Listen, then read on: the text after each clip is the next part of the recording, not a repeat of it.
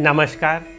कौशल योग के आज की इस कड़ी में महर्षि ईश्वर कृष्ण द्वारा रचित सांख्य कारिका की 20वीं कारिका पर हम लोग चर्चा करेंगे। इस 20वीं कारिका में वे कहते हैं कि तस्मात् तत् संयोगाद चेतनम चेतना व दिवलिंगम गुण कर्तृत्वे अपि तथा कर्तृव भवितुदासीना। आइए हम लोग इसका संधि विच्छेद करते हैं।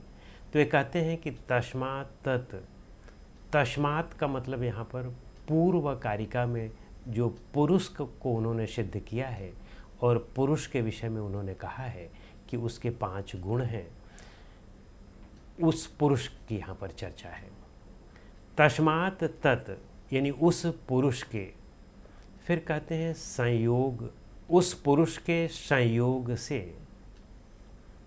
अचेतनम, तस्मात् तत् पुरुष संयोगाद चेतनम।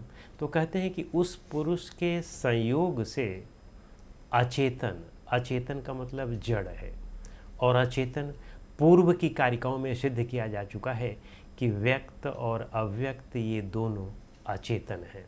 मैनिफेस्टेड एंड और अनमैनिफेस्टेड प्रकृति ये अचेतन है, जड़ है। तो कहते हैं कि उस पुरुष के संयोग से जो अचेतन, व्यक्त और अव्यक्त अचेतन है, फिर वो कहते हैं कि चेतना व दिव लिंगम। तो चेतना व दिव को यदि आप संधि विच्छेद करें तो चेतनवत इव, चेतन इव यानी चेतन के समान लगता है। लिंगम, लिंगम का मतलब यहाँ पर सूक्ष्म शरीर है। वैसे अब वे इस कारिका में एक नए शब्द का प्रयोग कर रहे हैं, लिंग का, यानी कि सूक्ष्म शरीर के विषय में चर्चा कर रहे हैं।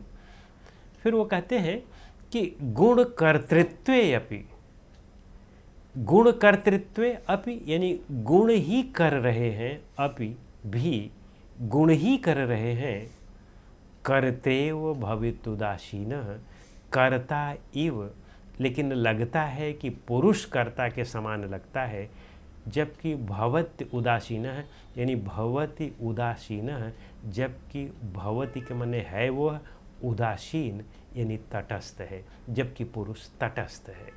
तो आइए अब हम इस सूत्र की व्याख्या करने का प्रयास करें। वे कह रहे हैं कि पुरुष के संयोग से जब पुरुष का प्रकाश प्रकृति पर पड़ता है तो इसे ही हम उसका संयोग कहते हैं। तो कहते हैं कि पुरुष के संयोग से प्रकृति, व्यक्त और अव्यक्त दोनों, जबकि ये जड़ हैं लेकिन ये चेतन के समान लगते हैं। चेतन नहीं है ये, इनमें चेतनता नहीं है, ये जड़ हैं, लेकिन उसके प्रकाश की वजह से ये चेतन के समान लगते हैं। ठीक वैसे जैसे आप देखें कि चंद्रमा वह स्थिर है, लेकिन चंद्रमा का प्रकाश यदि आप किसी पॉन्ड में देखें और हवा चल रही हो तो लगता है कि उस पॉन्ड में जो उसका प्रकाश पड़ रहा है, मून का प्रकाश पड़ रहा है, चंद्रमा का प्रकाश पड़ रहा है, तो लगता है कि वह हिल रहा है। तो उसी तरह से वो यहाँ पर कह रहे हैं कि है तो वह अचेतन, लेकिन पुरुष के प्रकाश पड़ने के कारण वह चेतनवत लगता है, और वह चेतनवत यानी प्रकृति भी चेतनवत और लिंग शरीर भी चेतनवत लगता है। मन भी घूमने लगता है और मन भी चेतना में कुछ समझ बूझ के कार्य होने लगते हैं, तो यानी चेतनवत वह भी लगने लगता है।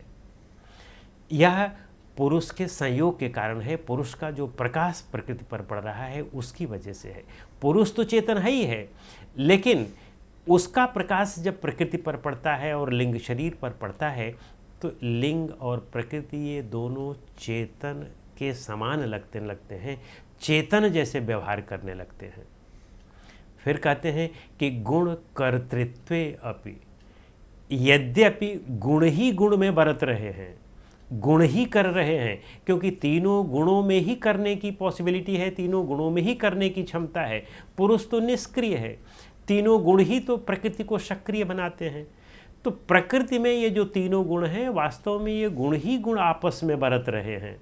पुरुष कुछ नहीं कर रहा है, वह कर्ता नहीं है।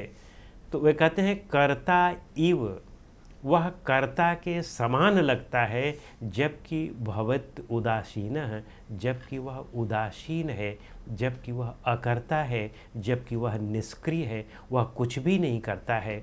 लेकिन प्रकृति में उसका प्रकाश पड़ने की वजह से प्रकृति जो है वही चेतनवत लगने लगती है, जबकि वह चेतनवत नहीं है। उसमें सक्रियता है, वे अचेतन है, वह विषय है, वह सामान्य है, और उसमें तीनों गुण हैं, उसमें अविवेकी के धर्म हैं।